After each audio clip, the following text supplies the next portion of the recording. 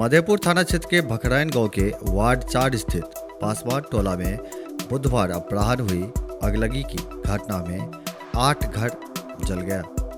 अगलगी की घटना में कैलू पासवान का एक मवेशी घर, जदू पासवान का 3 घर, बेचान पासवान का 2 घर, शिव पासवान का 1 घर तथा बिहारी पासवान का 1 मवेशी घर जलकर राख हो गया।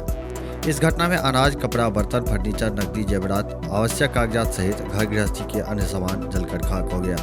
ग्रामीणों ने चापाकल के पानी से आग पर काबू पाया। हालांकि भेजा एवं मधेपुर थाना सहित झंझारपुर से पहुंची अग्निशामक दस्ता ने भी आग बुझाने में ग्रामीणों की मदद की। आग की लपटें बिहारी पासवान के मवेशी घर से उठने की बात बताई जा रही है। तेज पछुआ हवा चलते रहने के कारण आग की चपेट में एक के बाद एक घर आते गए। वहीं राजस्व कर्मचारी तरुण कुमार बुधवार शाम घटनास्थल पर पहुंचकर क्षति का आकलन किया। क्षेत्र भर के और भी अपडेट के लिए बितला 24/7 चैनल को सब्सक्राइब करना न भूलें। धन्यवाद।